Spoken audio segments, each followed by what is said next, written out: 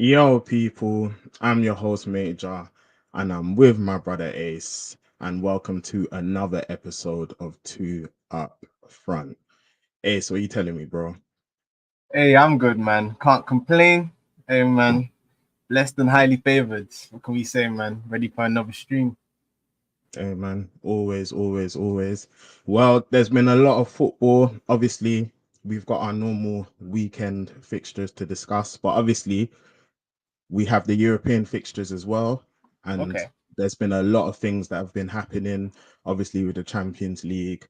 But I think, given that we are just coming off the back of a United game, I think it's only right that we start right there. Obviously, Mm. my team, Man United, have just drew 3-3 away to Porto. Bro, were you able to watch the game? Yeah, I was out obviously for a lot of it, so I was watching it on my phone. I see United go 2-0 up, but let me not get into it. Mhm. Well, yeah, I was able to watch it. I caught some of it on my phone, and I caught the little like the end of it when I got back home. So yeah, I was able to Okay, watch cool. most of it. I'd say. Yeah. Cool. Well, yeah, I think it's only right that we start off there. So before I get into all of the action and yeah, I give my thoughts on United. What were Mm. your thoughts on the things that you were able to catch? And yeah, Yeah. what did you think of the performance and of course the result as well? Yeah, I would say obviously, yeah, starting the game, I feel like from the first minute, it looked like Porto were like putting pressure on you guys. I thought, oh, this might not be a pretty game. But then you guys, grew into it. See you guys go 2-0 up. I'll have to give a big shout out because I've been very critical of him, but I have to give him a shout out. I think Rashford actually played quite well today. Like from what I did see, I think he was very direct. Like he was going at his man. You could tell that he was actually trying to save Ten Hag's job. Like out of all the players in the pitch, I feel like he finally said, "You know what? This guy's been playing me out of form, in form." He said, "Nah, man. If he's gonna go, let me at least try leaving with something." So I respected the performance on Rashford at least. But yeah, man, I think defensively, it's just we'll get into it. But I feel like defensively, it's what we speak about all the time with United, in it. Just like the organization of how you play. I feel like it just leads to, if you play any decent team, you're gonna always give up loads of chances because it's just so back and forth. Like what does thing Nuruddin call it? The basketballification of football. And I feel like it's the perfect way to describe Ten Hag's tactics. Like again, yeah, you think that this game now with all the pressure, like the players would put in a performance to show that yes, we want to keep this guy. And in the most part, I thought at the beginning that they were doing that, but then I felt like just tactically just fell down, and then Porto pull ahead. And then I was like, oh man, looks like Ten Hag is actually gonna go. Cause I was a big United fan today, man. I said, hey man, please, I need the boys to come through. I need Ineos to have a decision to make. I don't want it to be a comfortable get slapped today, get slapped by Villa, and now he's definitely going. I want his sign to just shake it up a little bit. So they might decide, let's give him another. This was a hard running game. Let's give him after the international break. So I was quite happy with the third goal, like to make it a draw at least. Like I think that at least How again, significant do you think that goal is? I think it's going to be quite significant because one thing my opinion of Ineos until proven otherwise is I do feel like they are slower to make decisions than proactive from just what I've seen on the limited Okay. evidence that we have. So I feel like they're probably looking for a reason to keep him as well. Because like I've heard a lot of people say post the Tottenham game, right? It's like, why do these two matches even matter if you want to get rid of him? Because like even if he does Mm, win these two games, do you then keep him? But I feel like everyone mm, who has eyes can see that even if you did win today, win against Villa, the bigger picture doesn't look good. But the fact that they even given him that tells me that they want a reason to keep him. So mm. I think it's significant from the part and from the fact that I could see that if you were to again draw against Villa, which again we'll talk about, I wouldn't be shocked if they kept him at that point. I don't think they're like actively trying to sack him as well. Like it's not Mm. the energy I get. So I'll be very surprised if they Mhm. did, if those were the two kind of score lines. So we'll see. We'll talk about it. So yeah, man, I Mhm. think it was yeah, Porto again. I expected more from Porto as well. Obviously, because we played them last year, I felt like it's definitely not the same Mm. Porto team that we played. Because yeah, last year they were very defensively solid, like they were dangerous when they Mm. went under break. But in this game, I felt like Mm. United too. They also were a bit more serious. Could have actually won this game as well. Like it wasn't like it Also, wasn't the tough game they I thought might it was just have going to more be. respect for you. They might just have more respect for you. That may be. But then I also think in general, I've heard that they haven't started off the season.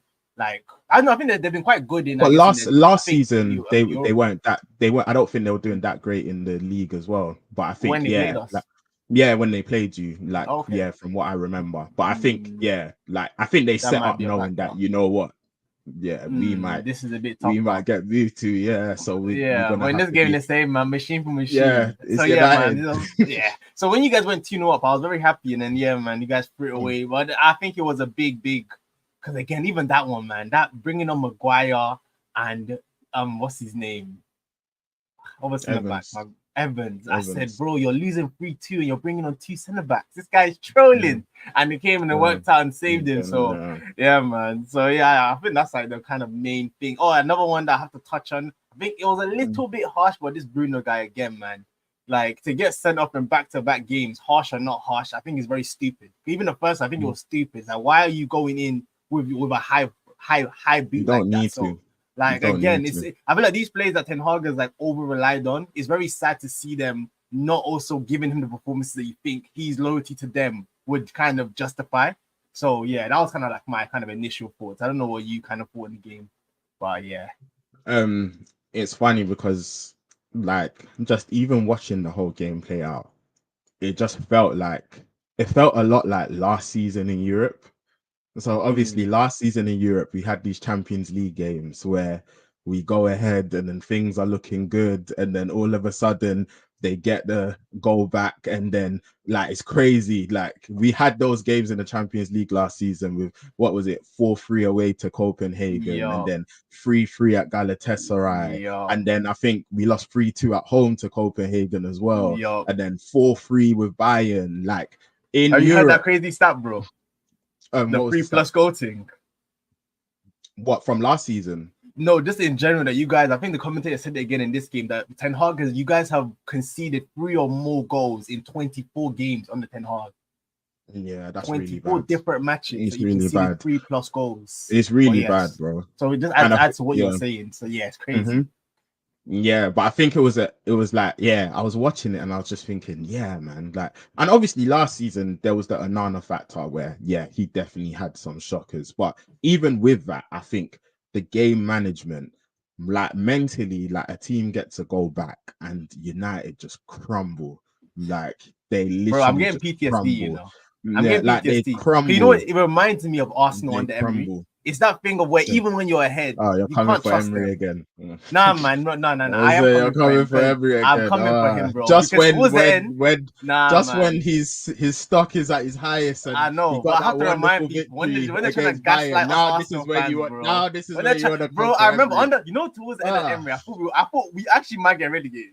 That was the first time I felt like we actually, bro. Go look at the last games, bro. Every single game was a battle, and what was happening was even when we go 2 goals ahead, the team was so fragile that if they concede, it's scary hours now. So again, that's why watching United, I think, is very similar to that period under him, where like there's no confidence in the team, where that even if you are winning, it just takes a goal, and then you might be 3-0 up. If you concede, you might lose.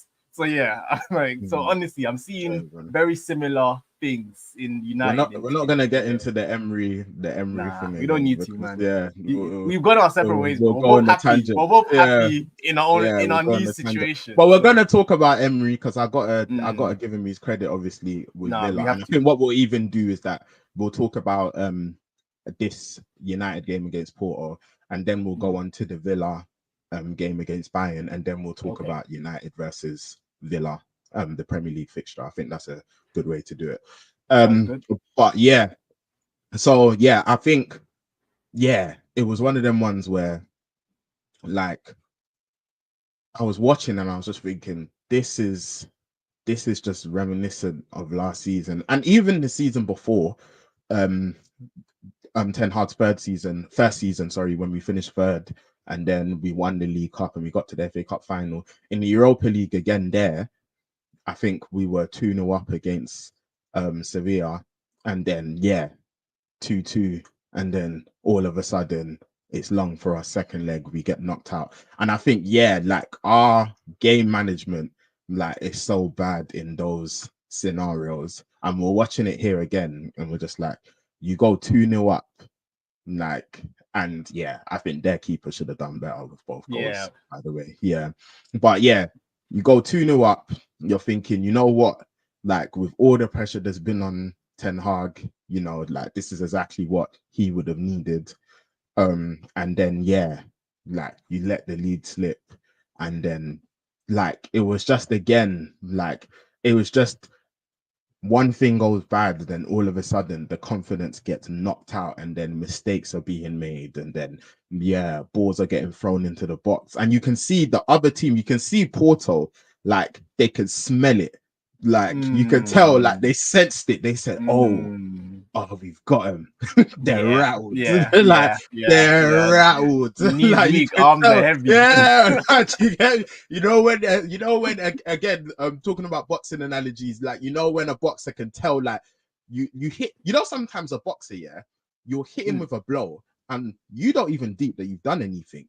Then you just see him, his legs shake, like, afterwards, and then you're like, oh, I got him. Like, oh, I got him. I didn't even know I got him. And then all of a sudden, that's when it's now, all right, cool, hook after hook after hook, because you realize you've got him. And I feel like, yeah, it's like that with United. It's like, yeah, like, their ability to just, like, just collapse under pressure never ceases to amaze me. Like, it's really, really bad, isn't it? Obviously, for Ten Hag, I think that goal from Maguire, yeah, I think if he had lost today, then it's looking real crazy. I'm not exactly sure how much it helps him overall. I do think it's definitely better than losing, 100%, because yeah, I think if he lost, the pressure would have been even more.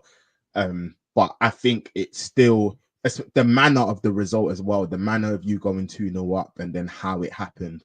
I still, like, yeah, I don't think this performance does him any favors at all. Like, I think, yeah, like, there's still going to be a lot of heavy criticism coming his way.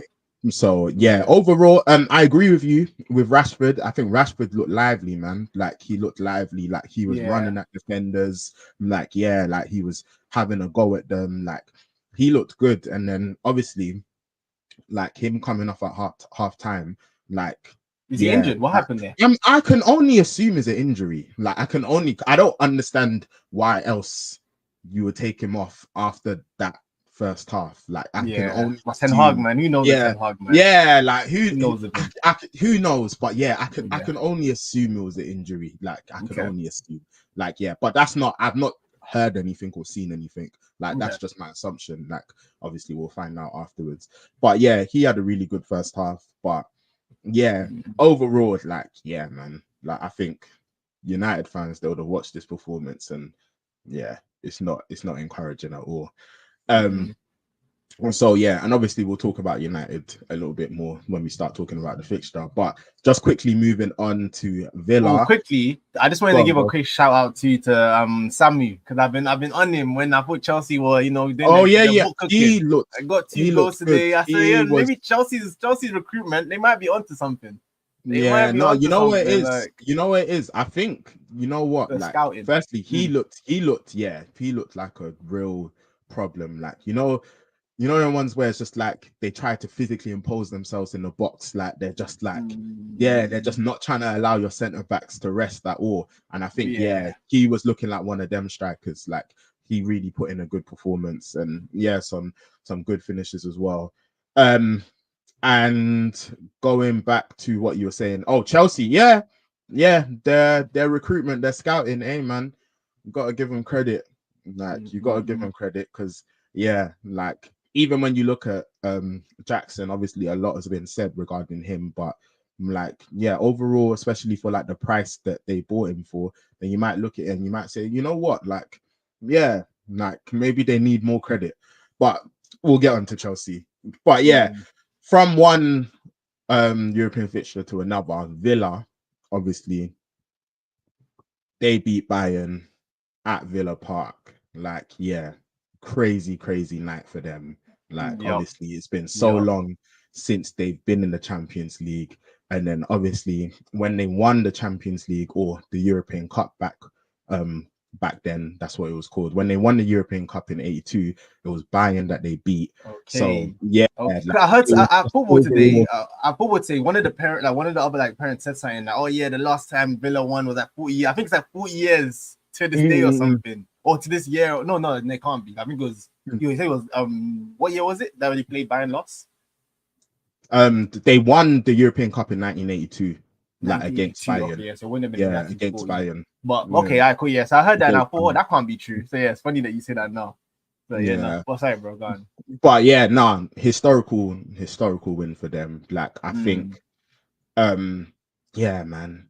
Like just to, because I think when the draw came out, I think we spoke about the Champions League fixtures, and I said if I was a Villa fan, I would be happy with how it's panned out because I think you've got some big names which you would want after not being in the Champions League for so long, but you've been able to draw them at home, and you've got the quote unquote easier games away, and that's exactly what you would want. Because yeah, you would want to face the easier teams away from home, and then you would want the big teams to come to your ground. Because again, part of being in the Champions League, especially when you've not been there for so long, it's that you want to face the Mayans, like you want to face the big teams. Like for those fans, like that means so much. And yeah, I think at the time I was saying that yeah, like it wouldn't surprise me if they like get some really good wins at Villa Park. And yeah, that was a big win for them. 2 wins out of 2. And obviously, man, the man of the moment, Hey he just man, can't so stop doing what he's Duran. doing. He just can't stop doing what he's doing, man. But Literally, this guy don't like, score. You don't score yeah, tap-ins either, bro. He said, if it's bro, not a he's Balasik, an I don't want it. on-site shooter, Yeah, I bro. don't He's want an it. First on-site time. shooter. Let him He's an roll across his on-site body and put it shooter, first bro. time. Bro, Yeah, he's no, not he's trying to waste finishing. no time, bro. Waste Yeah. no time. And Yup. again, for that Villa team, like I think we've both said it, like, yeah, to have Watkins and then to have Duran there as well, like especially when you're playing in the Champions League and the league and you've got the 2 domestic cups, like that is so important for them, like to have 2 people up front who like you can look to and say, you know what, like you can get us a goal. So yeah, like really impressive victory. They had to defend a lot. Like yeah, they really had to defend a lot. Bayern, like I think Company, obviously he's had a good start in the Bundesliga, and yeah, they recently drew to Leverkusen, and this is his first loss as Bayern manager. So yeah, like I think they did have to do a lot of defending. Martinez had to make some big saves. So Hey it's like man, I I know remember there's people. some people. I know there's some people in this very chat that don't like to give Martinez his credit. But I always Is say, it? bro, man. There's some You know what people. they say?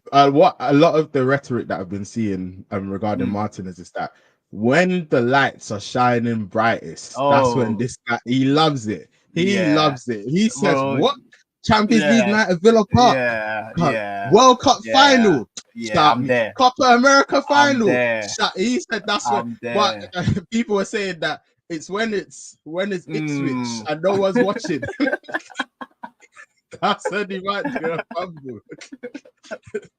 That's when you might It's do true. a fumble. That's what they were It's true. saying. It's true. I can't defend him in those situations. I can't They lie. said when lights are brightest, then yeah. But now Martinez, like, yeah, man. Like I think Yeah, what You were right. These are the people I'm talking about, by the way. oh What was Wendy's not rating Martinez. Nah, man. Martinez, like I it? think, yeah, he made some really good Nah, he saves needs a in massive that shout out. game. I think he's And yeah, equally man. as important as Duran was for that goal because he kept them. Yeah, He got them that win because he made some yeah. big saves in that game, man. He's I been had a to really say great my signing for him. Gnabry. I think he was poor.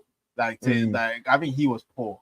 Talking about and then yeah, Martinez because yeah, the saves that he was making, he shouldn't have even been allowed to make those saves, man. So yeah, he needs massive shout out for this game because he's the reason why they came away with all 3 points. Because Bayern still carved them open a couple of times, but yeah. But yeah, no, man. I think to echo what you said, man. I remember like when the pictures even came out, and even after Bayern, was it 9-1 that he beat? Was it Zagreb that he smacked up in the first game?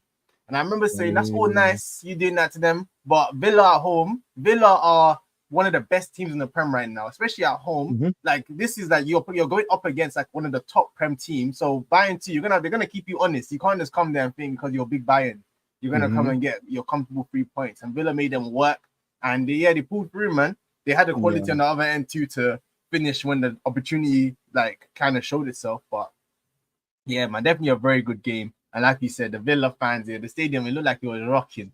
Yeah, It looked like honestly, it was man. Like, rocking. So they were having the time of their lives. imagine not being in the Champions League for that long, and then Mm. like you can't, and then Duran comes onto the pitch and he does that, and yeah, man, like again, that's what being a football fan, like those are the moments that like you wait for in it. Like again, like a lot of football fans is like you're just hoping, because remember, these are the same fans that it's not that long ago when they were in the Championship.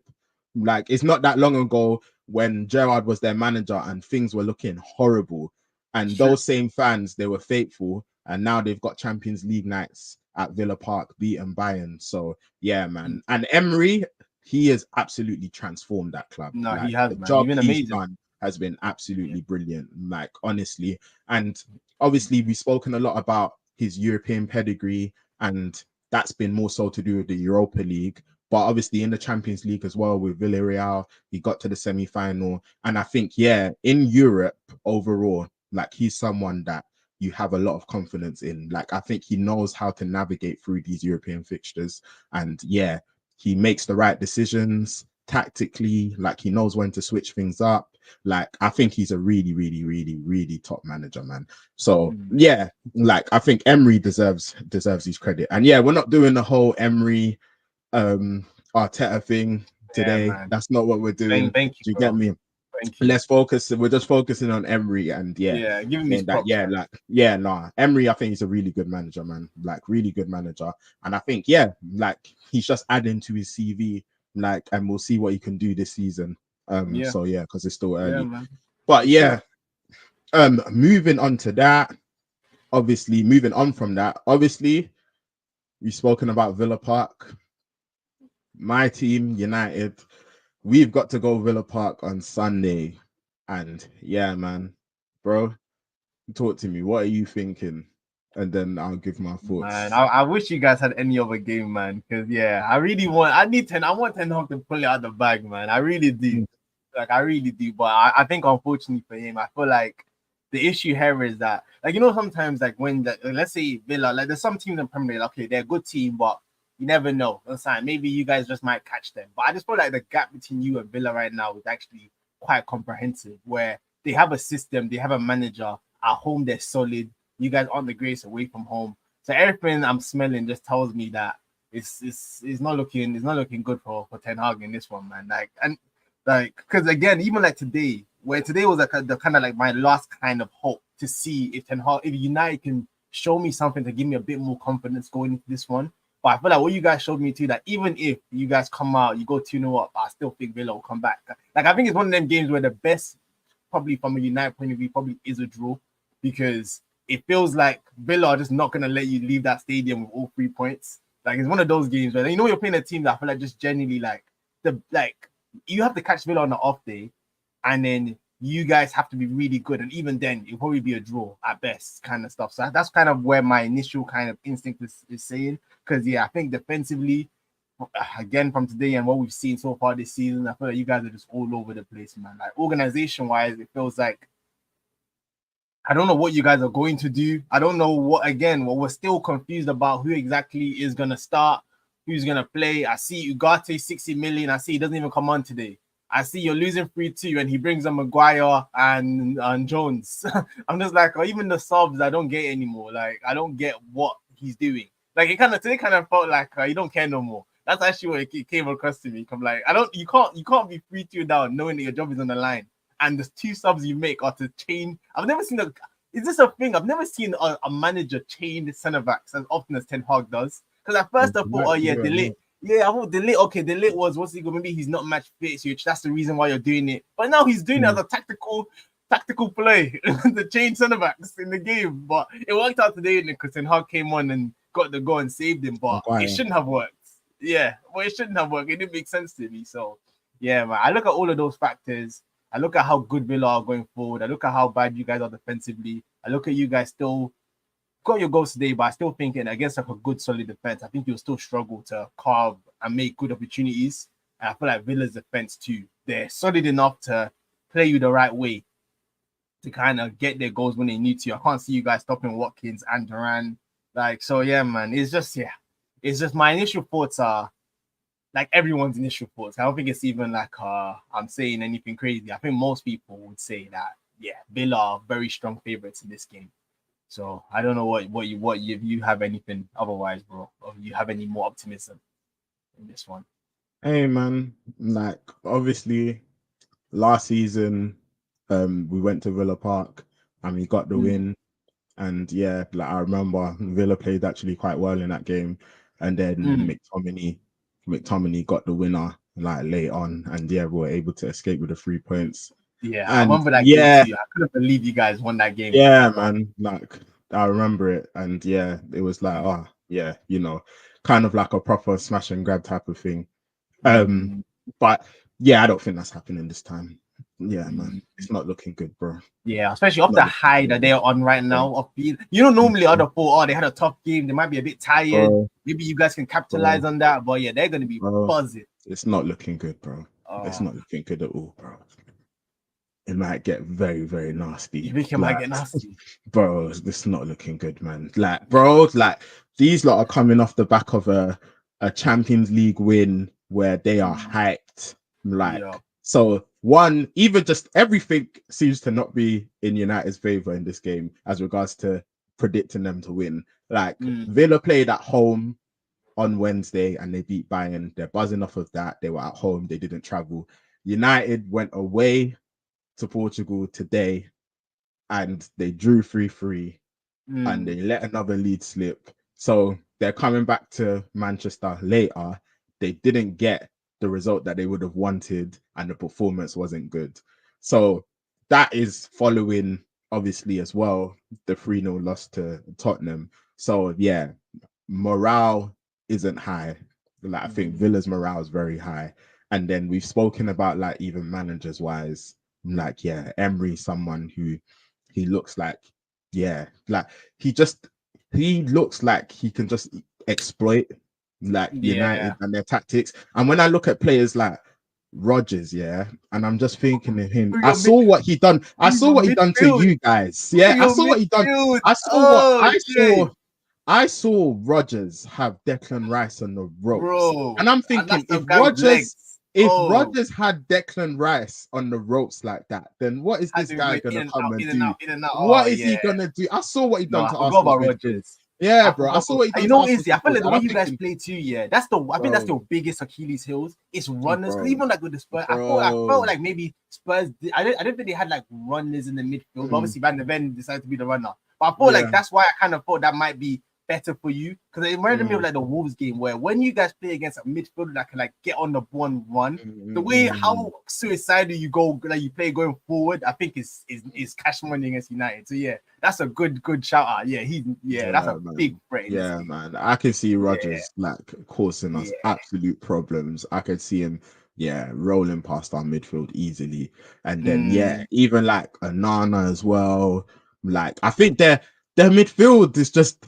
It's just better. It's just better. Like it's just better. Like so, like we've got problems. Like we've got serious problems. Bro, talk about what do you think? What are you thinking defensively as well, man? Because even Martinez, like the noise has been very loud and it's getting louder. It's getting louder and louder. It's not looking great. Louder and louder. Like honestly, I think like I think obviously overall we've spoken about the team, we've spoken about United as a whole. But individually, I think he's not having a great time at all. Like, him personally is not having a great time. And man, like, I think me and you both mentioned how, like, if you're able to draw him out into those channels, like, or like you can get him into positions where like he's vulnerable and then now he's having to jump in and like all of a sudden like you can really see how he can get exposed. And man, like bro, it's not looking good, man. I won't lie to you, bro. Like it's not looking good. Like I think with that Villa Park, if Ten Hag has any sense, man, surely he has to go Casemiro and Ugarte. Surely he has to go Casemiro and Ugarte. Just if he has any common sense, what do you think?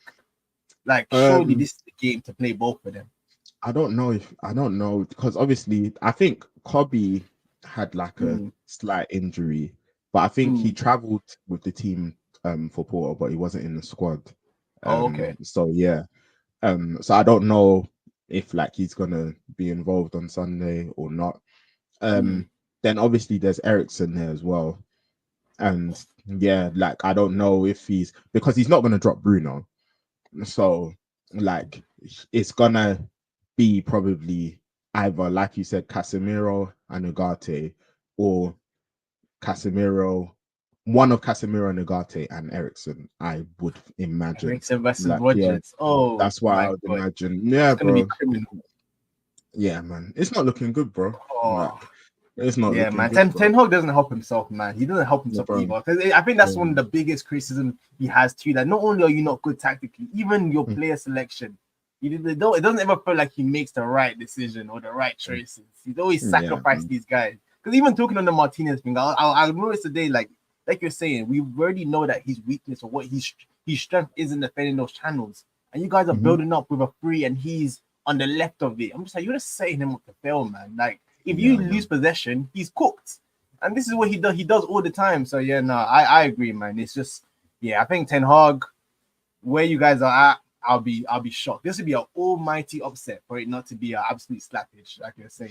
I think it would be an almighty like, yeah. And you know what it is as well? I think sometimes like Ten Hag, he's had this habit of when we start going on these really bad runs, he's able to like pull out some results. But I think I've seen it with United managers when, like, you know, the atmosphere, like, is really starting to, like, people are really starting to, like, really want a change. And then, like, the results start going a certain way. And then sometimes it's looking like it's only a matter of time. And yeah, I think, yeah, like, looking at this, like, yeah, man, I just personally can't see it. Like, I can't see it. Like, and obviously after this is the international break. So then yeah, obviously after that Ineos has a decision to make. But yeah, like me personally, yeah, I can't see it. So yeah, All bro. right. The question you asked me, what's your response? How big do you think that Maguire goal was in terms of, like, do you feel like it's giving him a little, or do you think with, like, are you more confident that Ineos are going to get rid of him after this weekend? And is like, I don't know, because obviously like after the Spurs game, like what the reports were that like they're still backing him, like, and like I don't know, when you it's interesting, like when you're talking about Ineos and what their like plan is. Obviously it looked like in the summer they were trying to get in someone, and maybe it looked maybe like a thing, like they just weren't able to get the person that they wanted to get, so then they ended up sticking with Ten Hag. And I don't know who they've identified, like, as regards to who it is that they want. But yeah, like I think after the Spurs game, like it's one of them ones where, like, if they said they're sticking with him, then I think, I don't know if we lose to Villa, then I don't know if they're still going to wait it out, or would the fan pressure be too much where they're like, okay, you know what, like we need to make a change because just the fan pressure is too much at the moment. And then I don't know if it's a thing where like maybe Rude comes in temporarily and then like, yeah, they take it from there. But yeah, like it's looking like, yeah, man, like it's looking like, whether it's like during the international break or a little bit later, like it looks like it's coming, like it looks like it's gonna happen. Like in my opinion, it looks like it's only a matter of time. So I think it's kind of just like cool, like, because I think Ten Hag would have to do, like he would have to go on a crazy run and things would have to really change in order, like, for Ineos to keep him in the job. So, and I just can't see it happening. So yeah, yeah, man. So yeah, man, I'm thinking that, like, again, if not if not after the Villa game, if not during the international break, it's only a matter of time. okay. Do So you have like a, I guess it might be too early to ask this now, but like, do you have like a time when, like, let's say it's not during international break. Do you think you can get to a point where you're also like Ineos, like, please, like, we know the Ryan's on the wall now. Like, do you have any of those kind of impatience? I see that a lot in your fan base too, where there's now a lot more of like there's a lot more of like like maybe the Spurs game should have been a final straw. It's not.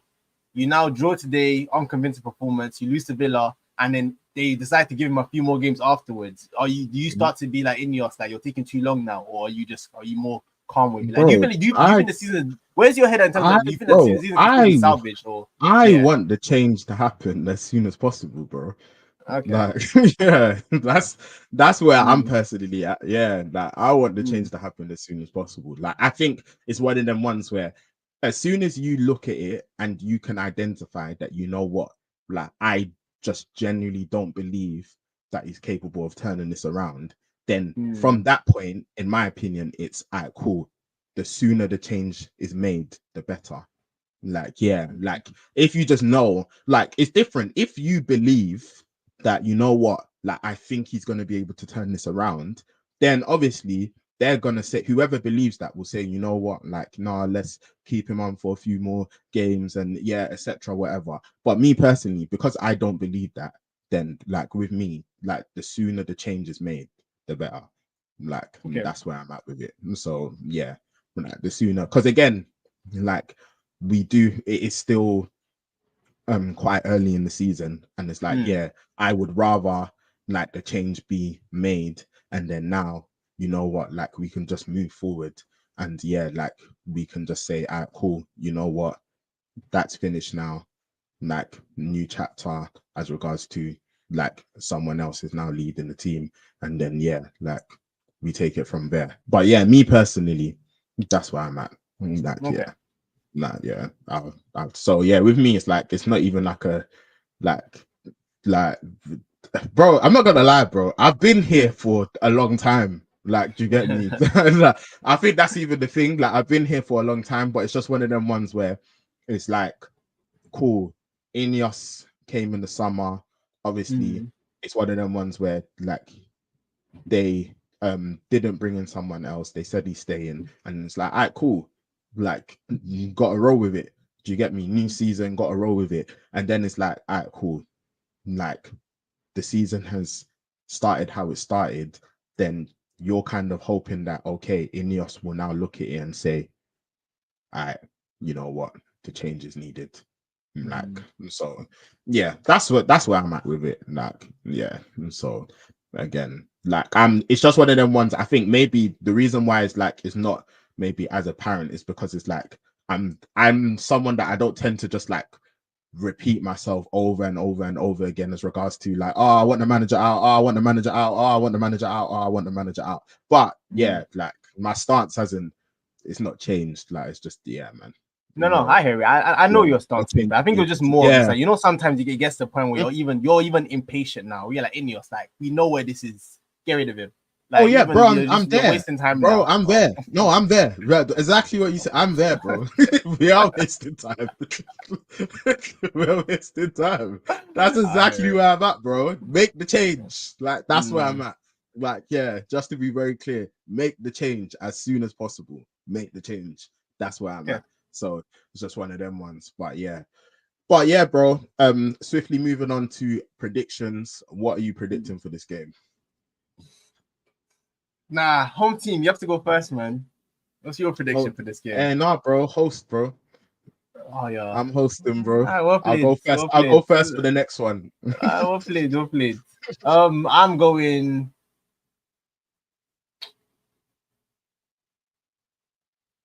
I'm going 3. I'm going 3-0 Villa. 3-0 Villa. I'm going 3-0 Villa. I don't want to go 3. I'm gonna go 3-1. I'm gonna go 3-1. I don't want to disrespect you that much. Like, I think you'll be comfortable, but yeah, I'm gonna go 3-1. I'll say you now to go 3-1 Villa. That's what I'd say. 3-1 Villa. I'm going 2-0 Villa. 2-0 Villa. Yeah, that's a good score. That was what I was thinking of as an alternative. But yeah, all right, cool. I'm gonna go 3-1. 3-1 cool. Villa. We've just got quite a few comments. So just want to go through a few of them. Come. So I think this was on Martinez, but yeah. He's And he good, said he's but good, but not best in the world. Good, please. Yeah, but again, I don't think he's best in the world either. I think it's when Mhm. because didn't he win? Did he win the goal? Was it what was the glove Yeah, competition? he Did won the he award award him for best? Yeah. yeah. So yeah, that Mhm. one I think was overblown. I don't think he's the best in the world, but he's definitely up there as one of the best keepers in the world. Definitely, in my opinion, comfortably, he is. Mhm.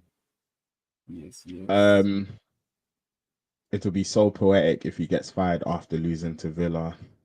I didn't get that, but do you get that? Yeah, why would it be poetic? Yeah, I saw that. I wasn't sure. Yeah, Um, Lyra, you could explain why that would be yeah, poetic. yeah. Yeah. It might sound Was crazy, Villa but was that Emery's first game? You guys? Was that his second game? yeah, Was it his yeah, first nah, game? yeah. Was it his I first game? remember they beat us. They Yeah. beat us 3-1. They beat us Okay. 3-1 at Villa Oh, Park. Yeah, 3-1. yeah, That'll be yeah, very poetic. yeah. That's it. That's it. That might Yeah. be it. Let us know if Okay. that's right, Yeah. Lyra. That's it. Yeah. I think that's it. Yeah, they beat us 3-1. Um, but yeah, when you said it might sound crazy, but I think United Hero Ball might prevail. No, no, it sounds very crazy, Wendy. But this is why, I feel uncomfortable with United. You know, normally I feel uncomfortable because you just never know what they're gonna do, man. They're so unpredictable that it should be because I think I'm always very concerned about the matches where everyone unanimously is just like this should be comfortable for one team, and then it's now on Villa now to also show us that we're right to completely believe in them as well because they can also come and throw, and then now. It's a machine for machine, and that's what United like. I always say United, they drag you down, they'll fight you in the mud if they need to. So it's up to Villa not to prevail and like be above them. So yeah, no, I don't blame you for thinking that. I have slight concerns in the back of my mind too. That's why I'm going 3-1 because I don't think you'll be. Yeah, so yeah, I agree basically. Yeah. Just gonna quickly go through a few more. I saw Unorthodox James said the Maguire play was on point. He did it so many times last season and season before. Yeah. I feel like you're giving him a lot of credit. Fair play. You can do that. You can do that. I have Watkins and Rogers for my FPL. Crazy. Yeah, man. Boy, that guy's a United fan, you know. He even Crazy. smiled at the Crazy. end. Yeah. Put a smiley face. Crazy, man. It's absolutely crazy. But yeah. I don't know if you see this one, Major. If you might miss this one. Which one? Lyra asked. Oh, would United fans trade the FA and League Cup to be in the position Villa are in? You know what is? I think when we were speaking about United earlier on in the season, I think it's one of them ones where at United, like of course, trophies are extremely important, but then also like the progression on the pitch and league positions also extremely important. But like at United, like you've got to have both. Like it's one of them ones where it's like you've got to have both. So if the progression on the pitch and like your league position leads you to trophies, then brilliant. But then if it doesn't, then it's also ultimately a failure as well. It's one of them ones where it's like, yeah, like there's literally because the thing about trophies is that trophies a lot of the time they can pave over the cracks. So you can be doing horribly, but then you're able to put a cup run together, and then obviously you get silverware, and it's paving over like the bigger problems that you've got. And I think that's happened with United. But also at the same time, is that it's one of them ones where like when you're talking about like history, legacy, etc., trophies are important. And yeah, like when you're looking at records and even clubs, when you've United, they've built up their history like through winning trophies and winning silverware. So that's always going to be important. So it's not acceptable, for example, like just to be getting top four and you're not winning trophies. Like it's going to be a big problem, especially like in the United fan base. Like it's going to be a big problem. Like yeah, if you're not winning anything, it's always going to be a massive problem. So it's just one of them ones where it's just like you need both. Like you need both. That's what I was saying at the start of the season. I was just like, United need to be trying to get top four, but they also still need to. It's not a thing where, oh, last season we won the FA Cup, but we were horrible in the league. So now let's switch it around and let's try be much better in the league, but then your cup runs are horrible. It's like, nah, like you need to get both. Like I think that's what it is with United. And so that's a yeah. no. So you know what it is? It's one of them ones where it's like it's all about like trajectory of a club. So I think with like Villa fans, for example, right now, they'll be looking at their club and I think they'll be really, really happy with where they're at. Obviously, like where Gerrard was, like when Gerrard was manager, like things were looking mad for them. Like, do you get me? So of course they'll be extremely happy to now get Champions League football and etc. But United Champions League football, like whilst obviously we want Champions League football, like if you just continue to do that, like it's not gonna be enough. Like, yeah, like it's just never gonna be enough. Like, if this is the start of something, and like obviously, like different clubs, they have like different expectations, but it's like if this is the start of something like great, where like, and when I say great, I mean as regards to winning silverware, then obviously then you'll look at it and you'll say, yeah, you know what, this was leading them. This was all of this that's been happening, like them playing how they are, them getting into the Champions League, it all led to this. Then of course you'll take it. But if ultimately it doesn't lead to anything, then you're like, okay, you know what?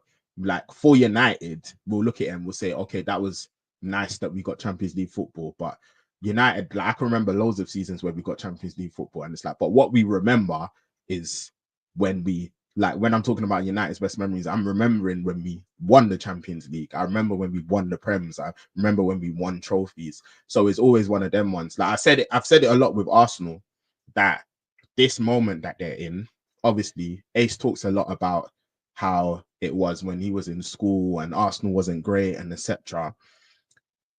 With this moment that they're in, if it finishes with them winning the Premier League, then it's stamped. Like it's stamped. Like if they win the Prem, if they win the champs, then it's stamped. If it finishes with them not being able to get over the line and then they fall off, then it's like, whilst maybe some Arsenal fans, they'll look at it and just like, oh, you know what, we were much better, we were playing better football, like it was nice to hope again. But ultimately, how history is going to remember it is going to be very differently. Like, and again, I think even with Tottenham, and Tottenham's again is a little bit different, because I think like as regards to like success, like the recent success that United, like the success that United have achieved since, like, you know, the Premier League was started, like obviously we were used to winning titles and etc. So we've got like a certain expectation, like, and even Arsenal, you remember Arsenal, like towards the end with Wenger, you guys were winning FA Cups, and the Arsenal fans were still like, nah, man, nah, man, like he's got to go. Like, do you get me? Like, yeah, and it's just because, yeah, like you're winning FA Cups, but like what they wanted is to be in this position where they're challenging for leagues, and yeah, but then also you've got to also get over the line. So I think it's always a funny thing where it's like, you know what, like you can look at a club's position and you'll be like, you know what, if this leads, sometimes a lot of football is done in hindsight. So it's like, if this leads to the final destination, then yeah. But if ultimately it doesn't, then it's like, okay, well, like it's gonna be one of them things where it's like it's quite easily forgotten. No, I So, hear it. I agree with that. Quickly though, bro, before we move on from Villa, something that a question I was asked recently, and I want to get your quick take on it, is what do you think Villa need to be genuine title contenders? Oof.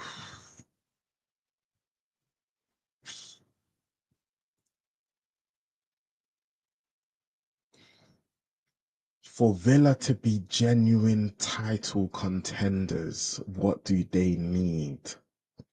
Like, I think Villa have got a really good team and they've got like a good squad, but I think, yeah, they would need to like to invest in some even better players. Like, I think they'll need to strengthen in like quite a few positions, and they'll need like the depth, like, and title depth, because I think, yeah, like you're competing with City, like you're competing with Arsenal, and I think, yeah, like they would need to like step it up, like as regards to some, even though, and it seems really harsh because their recruitment has actually been quite good, but yeah, I think they would need to step it up even more. Like, yeah, I would believe so. So yeah, Mm. that's what I would say. No, I hear it. It's a Yeah. difficult one because yeah, they're a very very good team, but you still feel like yeah, I agree with you that it's like what difference they need to make to then get them to that Mm, next level above. So yeah, no, mm, it's yeah, like you said, it costs money in it. So yeah, yeah. And yeah, I think obviously it's been like, yeah, with Villa, like they've had like a really good rise. mm, Like again, because when we're talking about like there's certain football, like again, with different clubs, there's certain like football fans love to dream in it. Like, mm, and every now and then you see like a miracle happen, like i.e. Leicester, where it's just mm, like it's an absolute miracle. Like I've said this a lot of the times. I think what Leicester did, I think is gonna hit me like 20 years later. Yeah, I still don't even think I've fully like realized what happened. Like that a team that were in the championship, they came up for the championship, and then the next season they just avoided relegation, and then the mm. season after that they won the Premier League. Like that is It's crazy. crazy. Like Yeah. it's crazy. Like it's crazy. And yeah, like so, and it's crazy because it puts it like Villa winning the Premier League this season. I would say that's crazy. So it just Mm. like puts it in perspective and on how crazy that Leicester thing was. Like so, yeah.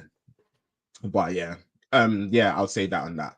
But yeah, All bro. right, cool. Even moving on, um, Arsenal obviously Champions League match this week. 2-0 win against PSG. I'm sure you were happy with that. What were your thoughts, bro? And then we'll get into the fixture against Southampton.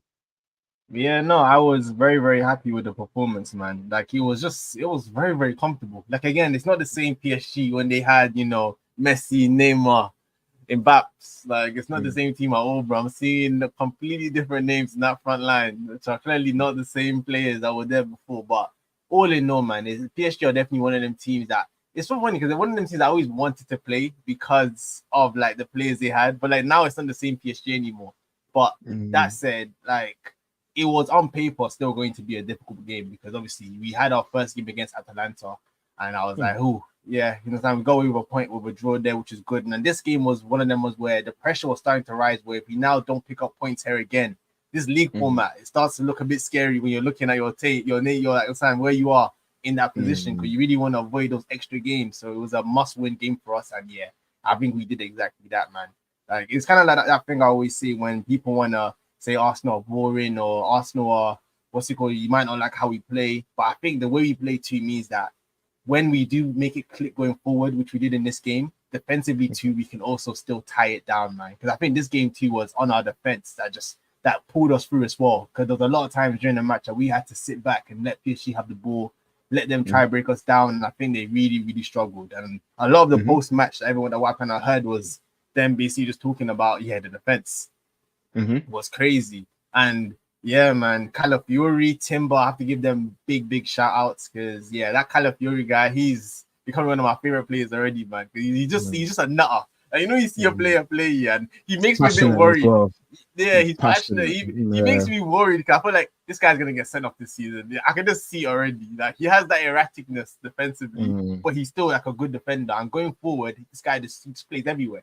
Like mm, I think he's the kind of tool that we've needed to, like we've been saying with like a Martinelli, the kind of play that mm, he needs on his side that can mm, free him up a bit more, that gives him a bit more kind of space. And mm, I think going forward, once Calafiori mainly has come into the team, I think we've looked so much better going forward. So now we've kind mhm, of got that better balance of our attacking threat while also mm, being very solid defensively. So yeah, all in all, it was a very comfortable win. Havertz again did what he's been doing. I think it's like 6 games in a row that he scored at home.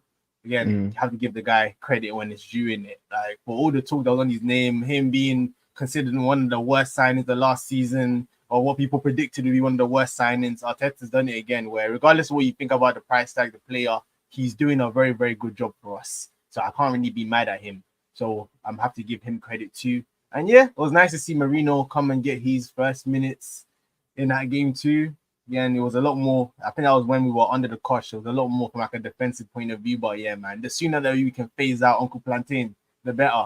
So like, I'm not mad at it, man. Long may it continue that we build up his fitness and he gets more minutes. So yeah, all in all, it was a comfortable win. Very nice to say that because yeah, like you alluded to earlier, this is the kind of game growing up that yeah, even if it was a weakened PSG, we'll still find a way to make it much more difficult for ourselves than we needed to. But I think now we're just objectively a good team. So I felt like even for most people, it wasn't really shocking as well how comfortably we dealt with PSG based on the PSG team that's currently been signed constructed right now. So yeah, good win. We move on to the next one. Can't complain. This one. Yeah. None of you had any thoughts on this game too. Yeah. I think so. It's a good win for Arsenal again. Yeah. I think yeah, like we all really expect Arsenal to like get through this phase quite comfortably. And then obviously, yeah, it'll be really interesting to see what happens with the knockouts. Obviously, last season was like your first season of being in the Champions League for like a while, and with this group of players. So yeah, like you built up some experience with like the Porto tie, with the Bayern Munich tie. Like I think, yeah, like that would be valuable experience for the players. And yeah, like again, I feel like there's quite a few teams in this year's competition that will be looking at it and be thinking, you know what, we stand a real good chance. And I think Arsenal will be looking at it and be thinking, yeah, very similar. So yeah, I think it was a good win. Moving on to the game against Southampton, bro. I don't know if you've got like some really serious analysis for this, and you know, like you want to really break down like loads of different aspects for the game. So I'm firstly just going to give my opinion on the game, and then I'm going to let you give your opinion on the game. Please. Yeah, I think this could get like messy. Yeah, I think I just look at it and I think with how Southampton sometimes try to play and what Arsenal can do, like yeah, I don't think that it's looking that good. I think yeah, Saka in the last Prem game against Leicester, I think we spoke about how yeah, like it wasn't necessarily reflected in G&A, but yeah, like he had a great game. I think yeah, like the players are looking sharp, and yeah, I just can't really see Southampton doing anything in this match. So I expect it to be very comfortable for Arsenal. I expect it to be a very comfortable win. And yeah, like I just can't really see like yeah, I just can't. Obviously, anything can happen in football. Like you know, someone can score a screamer. Like we saw what happened with Leicester with Justin scored the screamer. Like a mistake can happen, but yeah, I can't see. I can't see anything other than a routine win here. So yeah, that's my opinion on the match. Yeah, bro. Like you can give. I don't know. Maybe you can foresee something. I only have one thing that I want to say, man. No, like this Ten Hag guy trying to ruin my prediction of Russell being the first guy to get sacked. Because remember, I was very strong in that Russell Martin first guy to go. Because yeah, there's a lot of names in his name, but Ten Hag is matching him stride for stride as the first guy on the chopping block. But yeah, I think there's not really much to say in this one. Yeah, I expect it to be very comfortable. I'll be shocked if it's anything other than that, especially because of how Southampton play, man. They're Burnley without players as good as Burnley. Again, trying to play their style in the Prem, trying to go head to head, try to keep possession, and yeah, man. I think against Arsenal too, I think we're probably one of the worst teams that you can try to do that with. Because yeah, we will just say, yeah, have the ball, and then we'll just get our chances when we need them. So like I think it's gonna be a very tough game for them. I think it should be very comfortable. So yeah, we don't need to spend too much time on this one. Yeah. Cool. So yeah, predictions wise, I'll go first with this one, and I am going for a 4-0 win. Okay. I'm gonna go for 3-0 win. 3-0 win. I was thinking 3-0. Yeah, I was hoping you weren't gonna say 3-0, you know, because that's why when you said you're going first, I was like, "Ooh, this guy's crafty." That's why you went to first. I was actually thinking 3-0. Like I was thinking, but then yeah, I gave them the extra goal. No, I won't be mad if that's right. Cool. Yeah. Okay, moving on to the next fixture. I think it'll be good to talk about City. Okay. Obviously, Yeah, they also had a Champions League game midweek. They won 4-0. It was quite comfortable. Like, yeah, like good game for them. I think, yeah, they'll be happy with that result. Haaland back on the score sheet. Yeah, like I think this is actually what Pep would have wanted. Yeah, I want to give a quick shout out to Rico Lewis as well, because yeah, this guy is such a good footballer, like proper good footballer, and yeah, he had another really good performance. So yeah, man, like I think on the European front, like I think yeah, City will be happy with that. Like, and obviously they're one of the favorites for this competition again, so they'll be looking at it thinking, you know what, just want to make sure that we navigate through this phase calmly, and then obviously when it gets to the knockouts, then we're trying to do the business. And when I say we're, from their perspective, Who you're obviously doing, Manchester? oh, impossible, Manchester bro. United. Impossible, bro. Hey, man, I don't want none of you lot to win it, bro. Like yeah, like Manchester United. City, Arsenal. Oh, like out of what City, Arsenal, Liverpool. Liverpool, and City, Arsenal, Liverpool. I don't want them to touch it. Villa, yeah, man, out of the four of them, Villa, Villa, Villa can win that. Villa can win that out of the four of you lot. Yeah. Villa's definitely at the top of the list out of the four English teams, but yeah, the rest of you three, I don't want to see that. But yeah, so yeah, bro, I don't know if you had anything else to touch on the Man City. Yeah, this one I'll say, yeah, like you were saying, the Champions League game. I think because we were speaking about it a lot, I was saying it last week, but I felt like Pep got it wrong in terms of. Sorry, bro, I don't know if I even mentioned who they were facing, but yeah, it was Slaven Bratislava. Yeah, and just to get that in there. Thank you, bro. Yeah, just bro, gotta give respect, completeness. Yeah, gotta give respect, completeness. Yeah, man. But yeah, that's what I wanted to say. Man. Go, bro. I don't think I know any of the teams you are playing in their whole run. These not managed, even in the new format, they managed to still get a bookie run, but we won't talk about it. But yeah, yeah, on that game, I really liked the lineup that Pep went with. Because again, that was more the lineup I kind of feel like probably is City's strongest team right now, with Rodri and De Bruyne missing. So again, I don't know about Nunez. I always forget his name. It's Nunez, right? What's his name? The CDM that they bought. I always forget his name because he barely plays from Wolves. Is it Nunez? Yeah, Nunez. Yeah, and probably him and Kovacic will swap. But I think the Foden, Doku, Savinho, Haaland, I think it's a very exciting kind of attacking team. I don't know how it's going to do defensively, because Fulham, we need to put some respect on their name too, because they're 6th right now. The Haaland boys are cooking. So yeah, man, on the transition as well, I feel like City need to be wary. But yeah, all in all, I still think it should be comfortable for City. But I think Fulham needs some respect, because they've started off the season really well. And I am quite interested. Normally, I don't like watching City's matches. I think they're just comfortable. But I think this is a game where it should be comfortable. But Fulham can make it a bit interesting, I think. So yeah, so that's my take. I guess just getting into predictions for this one. I'm going for a 3-1 City win. Like, I think they'll concede, but I think they'll bounce back, especially after the Newcastle game where they need to. I feel like Pep has these guys, and yeah, Haaland only played like 60 minutes during the week, so yeah, he should be well rested. And it looks like Foden finally starting to get some minutes now. But hey, man, we'll talk about it later. We talk about Palmer, but this when you're world class Foden, world class Palmer, you need to be, you understand, game by game, you need to be, you understand, picking up the baton. You know, when De Bruyne is out, you say, hey, put me on the pitch. So yeah, man, he needs to wake up as well. He's had quite a slow, not his fault right now in terms of selection, slow start to the season. So it's gonna be interesting to see him back into like the Prem starting 11 and seeing what he can do in this Fulham game. It's one I'm tuned in for. So yeah, I think I'm going for a 3-1 City win in this one. Yeah, I think to be fair to Foden as well, last season when De Bruyne was out, he did step up. Like, he did. But you can't just do it once. You need to continually do it. Like, so yeah, I hear you on that. And yeah, like I think this game is interesting. I think, lineup wise, I think you need to be seeing Savinho start. Like, I think, like Foden should be starting as well. I think I agree with you. I think you would want to be seeing like a much more similar lineup to what they put out in the Champions League.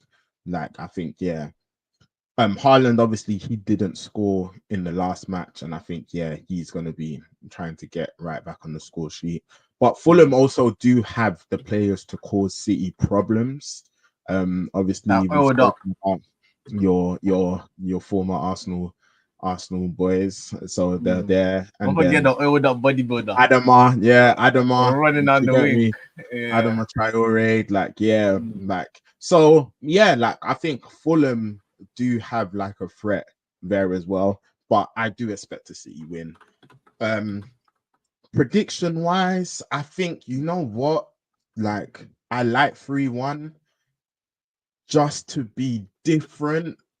Mm. And it's crazy as well because City been conceding, man. Like they always just concede the sloppy goal. So it's like I'm gonna go for the clean sheet. I'm gonna say 3-0. We know. Yeah, Okay. yeah, I'm gonna go for 3-0. Yeah, Okay. just to be different. I hear We'll it. see. We'll see how that goes. Um, and yeah, bro, moving on to the next fixture. Chelsea versus Chelsea, Forest. Chelsea, Chelsea. Yeah. All right, bro. So You kick us yeah, off with this one. obviously, like I think Chelsea, they're coming off the back of, a crazy game against Brighton. Palmer, 4 goals in the first half. We've spoken a lot about him in the last episode. And yeah, I think Chelsea will be going into this game very confident. However, I think we spoke about it prior to Nottingham Forest's match against Liverpool, and we spoke about how Forest, the way they set up, can be very frustrating, and they can make things very awkward for their opposition. And yeah, I don't think Forest are going to be setting up like how Brighton set up. And yeah, it could be a much more like tighter game.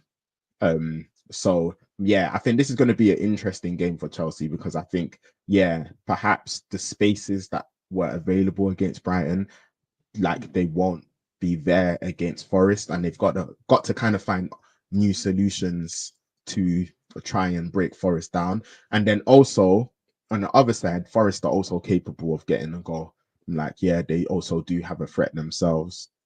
We've spoken a lot about the Forest players, and then obviously Hudson Odoi as well. He's coming back to Chelsea. I think that's also like Mm. another aspect of the game where it's like, you know what, like I'm sure he'll be eager to try and get a goal, and like that's gonna make things a little bit more interesting as well. So yeah, like overall, I think that this is a interesting game because I think Forest pose a different type of challenge than Brighton did last week. So it's going to be interesting to see what Chelsea kind of come up with when trying to break Forest down. But yeah, those are my initial thoughts, bro. What are you thinking? Yeah, nah, bro. I think you literally took all the words out of my mouth, man. Because that's my thing with Chelsea as well. Like, yeah, I think they've been very good going forward, but the games that they really stood out were the Wolves game and then obviously the Brighton match. And I feel like both teams are very similar in terms of this transitional football, and they both give you an opportunity to run in behind. And I think that's where Chelsea are really dangerous. But Mm-hmm. Forest, there's not going to be any space to run in behind because they're gonna do what they did against Liverpool, which is just be very defensive and just say, yeah, man, you guys are the favorites. Break us down. And I think this is gonna be a very big test for Chelsea to see how basically kind of seek. Obviously, I think Chelsea, there's been a lot of like positive kind of hype behind Chelsea recently. And I think this is the type of match where for me when I will now start saying, okay, cool. Like Chelsea are now looking like the team that when people are saying who's gonna be the like closest competitor with Villa for that fourth Mm-hmm. spot. Obviously, Spurs are there too, but I think that's what I'm saying. Okay, cool. I'm looking at those 3 teams now battling out for that fourth position. But Mm-hmm. again, this is the type of game where if they now are the Chelsea of last season, when like everyone is expecting them to win this game, but then they just get sucker punched. And I think Villa are very capable of sucker punching them. So this is where I know, and I've been saying it with Chelsea team, man, that I'm not convinced with Chelsea defensively. And I keep saying it. And I feel like they haven't they haven't placed faced a team that has that balance yet where like they're dangerous enough going forward, but they're also defensively solid enough that they will make Chelsea work for every goal. And I feel like that's Mm-hmm. what Forest kind of have, where like Forest can definitely get a goal in this game, and they're definitely not going to make it easy for Chelsea to score. So I think that's where I'm very interested to see how Chelsea deal with this type of opposition, like where it's not like the other games where they've looked. I think this one we're gonna be a bit more similar to the game against Palace. But against the Palace too, they dominated that game. They just didn't finish they had their chances. Yeah, They had their chances. So again, this will be where we'll now see in these type of tighter games. I think this is where you really look at that when people say that striker is Jackson the guy. Is where in these type of matches you want to see him shine against these type of teams that there's hardly any space. You're not running onto a transitional kind of attack. There's no kind of free balls are sliding you in. It's literally back to goal and make something happen kind of stuff. So very interested to see how they deal with this challenge. Again, man, world-class Palmer. Because I've clocked him, man. There's some people, I'm not going to say there's some of them in this chat, that when he scores 4 goals, they're telling me, yeah, world class. When he doesn't do nothing, there's nothing said. And again, I mean, when you're putting players in those pedigrees of like respect, it's like the reason why you put them in that level is that you know that 9 times out of 10 in most games, even if you're not playing well, you're getting me a goal, you're getting me an assist. So again, we need to see Palmer continue to deliver those kind of performances against these type of teams as well that are going to just frustrate. And I want to see how Forest deal with him, because again, most teams now know that he's probably the biggest threat that Chelsea have. And I've seen teams deal with it 2 ways. I've seen Brighton just let him have the freedom of the park and let him absolutely destroy them. And I've seen other teams say, we're going to kick you, okay? Because this is a treatment Saka gets to now, where teams are coming and they're tripping you over, they're kicking you, they're fouling you, and you still need to shine in those type of games. And I feel like this is the type of game that, you know, if he scores, I'll come and say world-class Palmer. I'll say it. but yeah, no. So again, I think that's another one that I have an eye on to see how he performs in this one. Well, yeah, all in all, like I think it should be a tight match. But if I get into my prediction, I don't know if you want to go first in this one. Yeah, bro. I think I'll go first, but also very quickly. Yeah. Chelsea beat Ghent 4-2 in the Conference League. Yeah, we didn't mention that like when doing our European roundup. Yeah, like, you know, I even thought it was Genk. I think it was Ghent. I said this is a new one, bro. This is a new one. The GNT. I said, okay. But yeah, Neto and Nkunku both got on the score sheet as well. So again, like as regards to, we've spoken about like that kind of like starting lineup and those attacking positions and who he's going to play, and it'll be interesting to see if there's any further rotation when it comes to the fixture. But yeah, with predictions, I'm gonna go for a narrow 2-1 Chelsea win. I'm gonna go for that. Yeah, I'm not even gonna try to be different because I think it's gonna be. I'm also gonna go for 2-1 Chelsea win. I think that's the most likely scoreline in my mind. I think it'll be tight. But I think they'll win. If they now go and beat them 3-1, 4-1, then I'm saying okay, cool. This is not what I expect from Chelsea in this game. So yeah, give them that credit too. They get over the line. I think it'll be tight. It'll be tight. Who scores? I know that change says who scores. Yeah, who scores? Yeah, man. Palmer can get a goal. Yeah, Palmer, I'm saying Palmer Jackson. Palmer Jackson. That's what I'm gonna go with. I'm thinking. Yeah. I'm thinking Palmer. I'm thinking probably Palmer. I don't know why I'm thinking maybe. I'm thinking maybe a Palmer Sancho. You know, I don't know why. Okay. I think I'm gonna go Palmer Sancho. I'm thinking first. Yeah. But yeah, bro, we've just spoken about Chelsea facing Forest and that being a different type of fixture in comparison to their game against Brighton.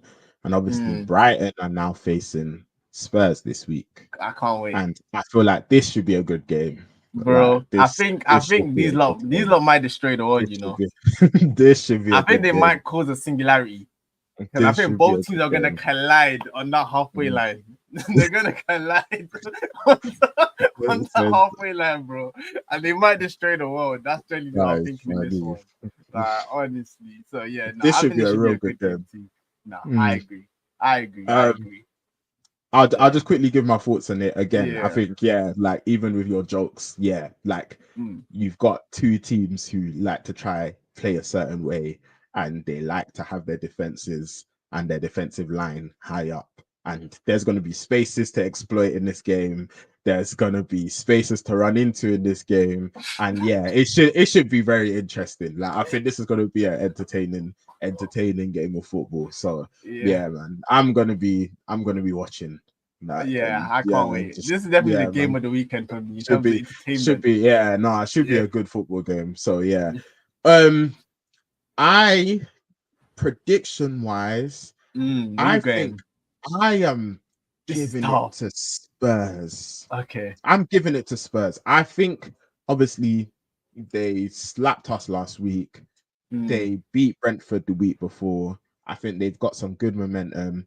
Again, talking about Europe as well, they won their game. Like, and I think that's been a good start to the Europa League for Tottenham, because I know like mm, that's something that like I think a lot of Tottenham fans and Ange in particular, I think they're really taking like that competition serious. Like I Oh, think did you see they that? know, You see the lineup today, bro? hey bro, they won, bro.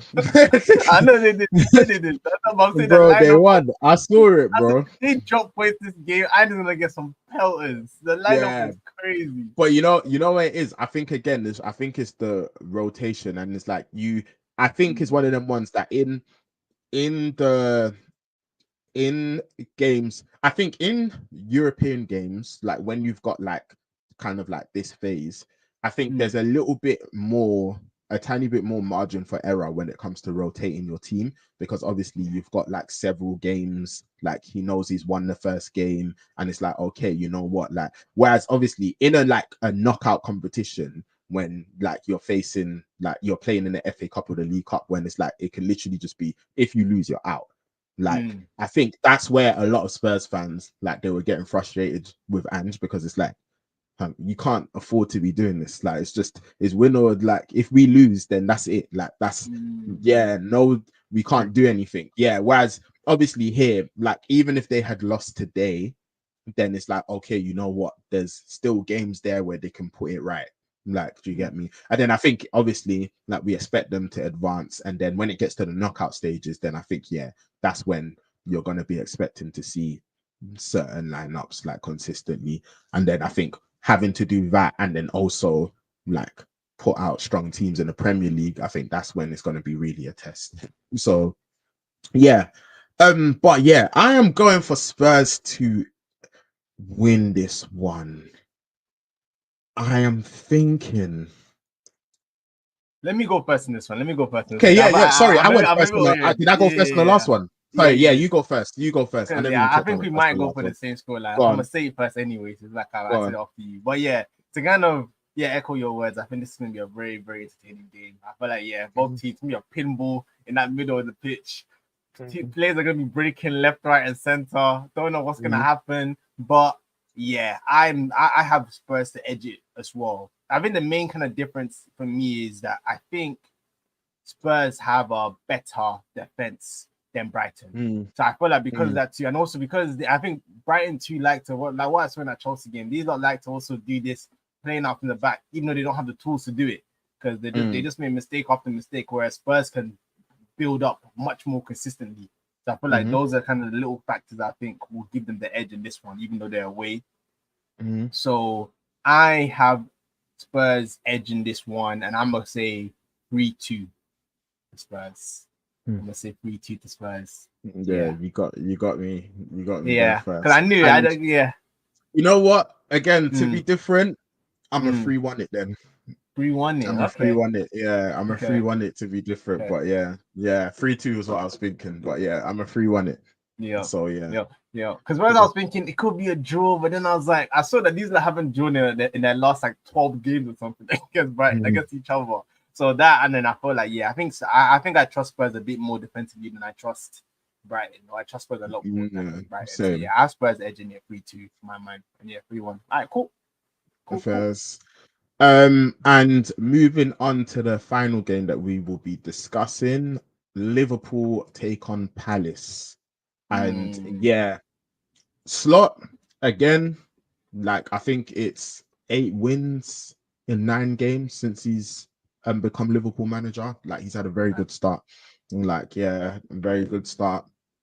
Again, like talking about the European fixtures, like Liverpool again, they get the win over Bologna, 2-0 win. I don't know if you saw anything of the game, bro, nah, but I didn't see anything. Salah's goal. Oh, I did see Serious, that man. goal. Yeah, that was a Yeah, nice goal. That was serious, a nice man. goal. So yeah, serious. I So heard I yeah, heard that he didn't play the greatest though. Like I hey heard man, he also was bro. killing attacks. You know, Like, you know what Salah can do, man. Like Salah yeah. can, Hey, yeah, bro, man. Like he cannot, effectiveness. yeah. Don't care about your eye test. When it's time to put Mm, the ball back in the net, when it's time to make the killer pass, etc., I'm there. So yeah, like I think, yeah, again, like good win for Liverpool. European wise, like yeah, it's looking good for them. And yeah, game against Palace, away to Palace. I believe they've got the early kickoff. So yeah, like I don't know, because I know like you're someone a lot of the time you like to speak of about the effects of when the matches are occurring, like mm, whether it's a late kickoff under the lights, early mm. kickoff, etc.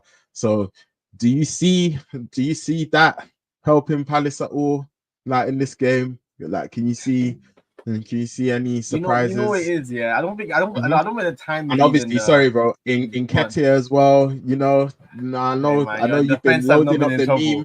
You've Hey been loading man, up the meme. I know defense you has want to not been in play it, bro. trouble. I know you Hey want to play. man. Do you think it's gonna be time next episode where you can let it go? You can, I think it'll be time. I think it'll be time. okay, He has signed for me in this okay, one. He has signed for me in cool, this cool, one. cool. I believe. I Hmm. believe. But yeah, nah. I think in this game, yeah, man. Palace have just not. They just not started off the season well, man. Like after the way they They've ended last disappointed. year. Yeah, They've man. The way they disappointed. ended last year, I felt like okay, cool. At least say big miss, very good player. But I didn't think. I don't think it's even. I don't think you can even put this on Elise being missing as like the factor here. I think they just haven't been the same team that they were at the end of Hmm. last year. So it has been very disappointing. Like I did think, like based on how they were playing last year, with Nketiah going there, I felt like yeah they would kick on and they would be like very good this year. But yeah, it hasn't worked out like that, and that's why. Yeah, man. I don't think the timing is a factor. It's concerning like this game too, but I don't know why. This is them ones where this is not even like logically. I just feel Hmm. like again with football, there's certain times where just like when there's an obvious score line and the way things are going, and you Hmm. think, yeah, I don't know why I feel like Palace have to wake up eventually, man. And I Think think with the Liverpool upset could too, be I on the didn't see the cards. Bologna game, but I also I was hearing when I was just seeing what their fans were saying. I was also hearing that Hmm. maybe they weren't also the happiest with the performance as well. And Hmm. again, the new manager bounce is great, but it can be a random game like this now that you just expect Liverpool to go on to win again, and then it's a lot Hmm. tougher than you kind of expect it to be. I don't know why I kind of Hmm. get that kind of feeling. So yeah, we can come Hmm. back to this after if they stack them up. But I don't know why I think Hmm. it's gonna be a very tight game, even though Palace haven't started the season very well. Hmm. But so yeah, I'm weighing up in my head where I'm gonna go with my prediction. But Hmm. yeah, because yeah, I don't know how brave I want to be. I can try to be outside the box, and if it works out, it works out, or I could be safe. And I think I'm gonna go outside the box, man. I'm actually gonna go for a. I'm gonna go for 2-2 this one. I'm gonna go Fair for a play. 2-2 in this one. I'm gonna go. I'm now that I'm even seeing. I think I'm gonna go for a 2-2 because yeah, I think Liverpool have been very good, and you expect them to continue to be. But then there's little chinks in their armor too. Like even in that Wolves game, I was like, as good as the win was at the Molineux, I also felt like if Wolves had a bit more kind of edge, they also could have got something from that game. So I also don't think Liverpool are like infallible either. Hmm. Like so, I'm gonna go for a draw in this one. So I'm gonna go for a 2-2, which is outside the box. But yeah, I'm gonna go for a Fair 2-2. play. Yeah. No, fairs. Yeah. For this one, I'm gonna go for a Liverpool win. Um, I think Palace definitely have the capability of scoring against Liverpool. Mm. Yeah, like obviously Eze, Mateta, and yeah, if your boy can do something as well, then yeah. But yeah, I'm gonna go for a 2-0. 2-0. Yeah, All right. yeah, I'm gonna go for a 2-0 Liverpool. I'm gonna say that yeah, they Liverpool keep a clean sheet. Oh, have to shout out to Gravenberch as well, man. Because again, we've been Balling, man. talking, saying, hey, man, I don't know how, but yeah, he's been one of their best players, man. He's Yeah, been bro. You very, said very it good. last episode. Yeah, he's Nah, yeah, consistently been very, very good. So have it's to balling. continue shouting him out. Because He's even balling. now I've seen a lot of their fans saying, man, and maybe I think it's a buzz like he's the one that once Harvey Elliott is back from that injury, I don't know when he's back, but yeah, he looks like he's the one that's gonna be on the chopping block in that midfield. Because I know they haven't been impressed with his performances. So that's definitely one to keep an eye on. But yeah, no, Gavin Birch very rare. I'm a McAllister too, man. We don't speak about these kind of plays that are just consistently 7 out of 10s every single game week. And he's one of them guys. So yeah, he's been really good as well. So yeah, now Liverpool have been good, but I don't know why. I feel like they're very good form. I think this might be a little slip up in my mind. That's why. Yeah, I'm gonna go for a draw in this one. Yeah. Fairs. And yeah, we saw what happened with Forest as well. So yeah, man, it could happen. So yeah. But yeah, man, that concludes our previews and our fixtures. And of course, now it is time to talk about FPL for a little bit. Do we have to? Yeah, bro. Yeah, man, we gotta talk about FPL. So yeah, I'm gonna share my screen so the people can see what's going on.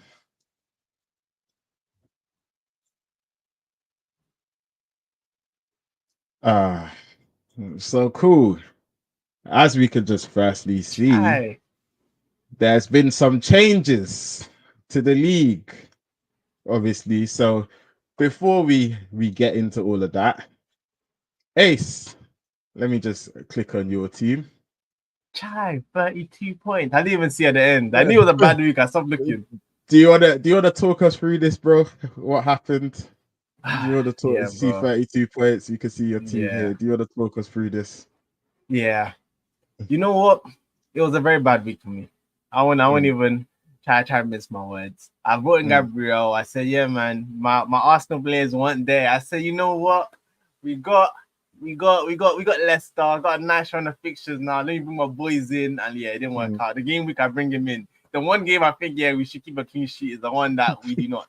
So that was a very big mess up. And then we go scroll down a bit too. Sorry, I want to see what my bench as well, because I think I wanted to see. Yeah, Gordon was another one. So I remember in this one too, I said Gordon versus City. I said go to the bench. I said Robinson. Who did they have? Who did Fulham have last week? Forest. Yeah, I thought Forest would get a goal. I said go to the bench, and you can see that my bench did better than my starting 11, which is very disappointing. Eze, bro, this is his last chance. I've been saying it. His last chance in this game, bro. That's why I went for a draw. I say if he does not shine, bro, I'm letting everyone know right now he's coming out my team. So yeah, Rodgers, Saka. I think like you said, I think Saka should have got probably more points. He had a great game. He had a very great game, but it just didn't assist off him as well. Yeah, which was very disappointing at first because I was proud of myself too, man. Because I didn't go for the Haaland captain because I felt like Newcastle, this might be a game where it's. I can't remember a few years ago. I remember hearing that I think the person who won FPO was like someone who made the right choices when not to captain Haaland.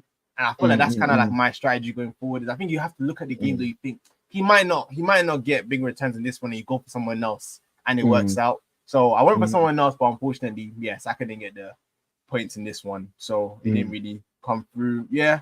Havertz was calm. In Nketiah, man, like I said, defense has not been in trouble right now. That move was, I've waited for the United game thinking that could be the start of a beautiful thing, but it hasn't been so far. So again, that hasn't really worked out. But I'm not too mad at it. I think overall, I'm still because I'm still weighing up my options this week. But I think in general, my team is still quite good. I've seen a lot of people obviously use their wild cards and stuff. I haven't used mine yet, so I'm weighing it up whether I want to use that, whether I want to hold out for a bit longer, because I'm trying to play my kind of strategy now when it comes to like my transfers and when to use them, when to save them up, when to use my wild card. So I'm still trying to figure that out. So yeah, it wasn't a great week, but it's a marathon, not a sprint, so it's not over yet. But yeah, it wasn't a good week. It wasn't a good week for me. I'll say that.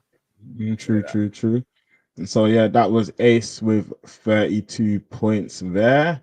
And then if I just go into my team, so yeah, I had 61 points this week. And yeah, just looking at my team. Yeah, I think obviously the clear star performer was Palmer.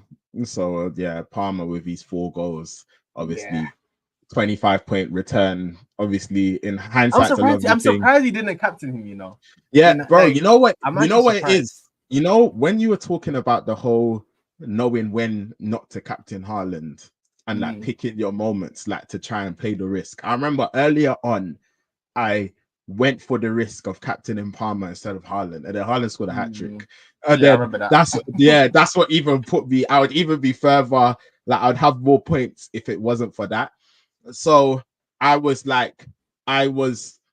thinking about not captaining Haaland, but funnily enough, I wasn't even going to captain Palmer next if I didn't captain Haaland. I'll be honest, I was going to captain Salah. Like literally, I was in between Salah and Haaland for like ages, and I just ended up going with Haaland. And yeah, I just thought, you know what? Yeah, I'll just keep it on Haaland. Obviously, yeah, he didn't deliver, and then yeah, Salah, like he got the 10-pointer, and then Palmer got 25 points. So yeah, like yeah, obviously that Palmer 25 points dramatically helped like my team overall. And I think like that was like a good differential, because I think not a lot of people actually have Palmer like in they don't. like in our leagues. That's what I was saying to myself. I should have been a Chelsea fan, because I was never going to pick Palmer over Saka. But if I was a Chelsea fan, I would do. See, with me, my team's so funny because I just found a way to put all of them in. I've got Saka, I've got Salah, you're greedy, I've got Palmer. Because I see loads of people and they're saying, "Oh, you know what? I want Palmer, but I've got to get rid of Salah or Saka." And it's like, "Oh, I want Salah, but I'm going to get rid of Saka and Palmer." But it's just like, "Oh, I want the three of them, but then I have to get rid of Haaland." I was just like, I got all of them. So it's just like, yeah, man, they're all chilling there. So yeah. So overall, yeah, I think what I was disappointed with was the captaincy decision. I was thinking, yeah, you know what? Like, yeah, like if I just captained Salah, then yeah, like I think it would have been like a really, really good week. But yeah, I ended up not going for that.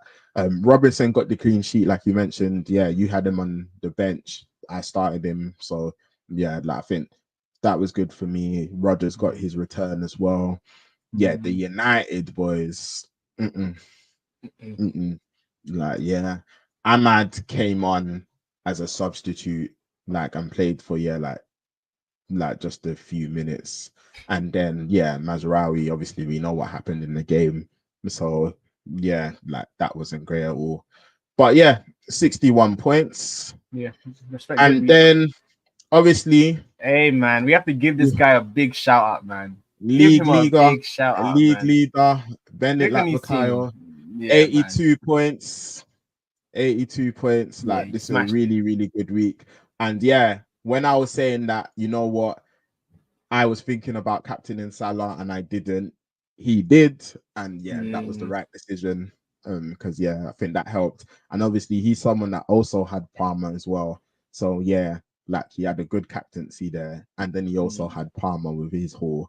Watkins there as well, 11 points. Havertz with 6 points. Mbeumo with 9 points. Like, yeah, like that attack delivered for him a lot. Man. And like I said, bro, he's top right now with no Haaland. He hasn't got none of those Haaland hat tricks. Yeah. So yeah, no strategy there. So yeah, and 82 points. But yeah, man. Shout out Bennett Lakbukayo. Going back to the league table. He is currently leading, so he's got 416 total points. I have jumped up to second, Major FC, with 401 points. And then we've got Vinny Vidi Vichy, Osman with 400 points there as well. And then we've got Unorthodox Change with 397 points. So that makes up the top four. And then we've got D Dragon, Wendy with 391 in fifth, 2 for 2, Michael 385 in sixth. And then we've got Ace in seventh with 378 points. So yeah, man, like obviously with FPL things can change very quickly. Like as we've seen, it's gonna be like another week where like there can be a lot of ups and downs. Yeah, man. So yeah, man, like it's gonna be interesting to see what happens this week, and then obviously after this week, international break. So like, yeah, whatever happens after this week, you're just gonna have to look at it for a bit, man. Like, yeah. So yeah, man. But yeah, if you want to join, if you've not already joined, then yeah, like all the information is in the description. It's even on the rollies thing at the bottom as well. added it Yeah, there too. So and yeah, okay, yeah, you can even see it there as well. So yeah, like please join in. That obviously, like it's good fun. Like, and yeah, of course, if you have a great week, if you're leading our league, then we'll shout you out. We'll talk about it, and yeah, um, like I think Ace always says, like if you've even got suggestions as regards to how we can make this segment better, then please let us know. But yeah, and I look, think, quick go one, on, bro. bro. What was your? Mhm. I didn't actually. I was trying to record down our predictions. What was your prediction for the Villa game, United Villa match? What was 2-0 your Villa. score? 2-0. Okay, 2-0 Villa. Hmm. cool. Hmm. So yeah. But yeah, bro. Do you have anything else to say quickly before I round up? No, as always, if you're watching this and you've enjoyed it, then please leave a like. It'll help out a lot. Leave a comment. Everyone who comments, as always, we really appreciate you. Thank you for tuning in. And yeah, I think it's international break will be nice because I think will give us a chance to kind of reflect on, I guess, this kind of last period of the season and maybe kind of determine what we want to change, what we want to update going forward. So yeah, if you have any suggestions too for the channel, any segments, any ideas that we should introduce, or you kind of suggest, then please let us know. And like I said previously too, man, if you want to join in, I think now we're comfortable now. So if you want to actually join in the conversation, then let us know. Like reach out Hmm. to us on our socials. You know us personally, reach out to us. And yeah, it'll be nice to get some more people on the stream too with like different perspectives. You know, we can argue, we can debate, we can, see like what you what your thoughts are. So yeah, if you are interested, then yeah, please do reach out to us. And it'd be nice to start getting some people on the channel too, some guests on. So yeah, what I wanted to say. Yeah, no, definitely. And like I said, I'll echo that. Yeah, it will be great if we can get some other people onto the channel. And yeah, like obviously the engagement through the chat has been great. And yeah, like it will also be great if like anyone wanted to come on and like actually feature on the episode as well, and like we can speak with you, and yeah, like we can debate and do everything we football fans like to do when it comes to talking about this wonderful game and our teams. So yeah, man. But yeah, again, guys, I just want to say thank you to whoever's watched this stream, whether it was for 30 seconds, whether it was for 1 minute, whether it was for half an hour, whether it was for 1 hour, whether it's been for the whole stream. We really appreciate it. We don't take it for granted. Again, thank you to whoever's going to watch this later. Thank you to whoever's commented, whoever's shared, liked, and subscribed. And yeah, whoever's generally supported as well. We really appreciate it. Like Ace said, we're constantly trying to make things better. Also, like, yeah, please follow us on our socials as well, like TikTok. Like, we're trying to be quite active on there. So yeah, like we try to upload snippets there, and yeah, like just have clips from the episodes, but also other things as well. So yeah, please follow us on that, but also on all the other socials as well. Again, everything's in the description. But yeah, I hope everyone has a great Friday and a great weekend, and we will be back for the review. So yeah, until then, again, hope everyone stays blessed.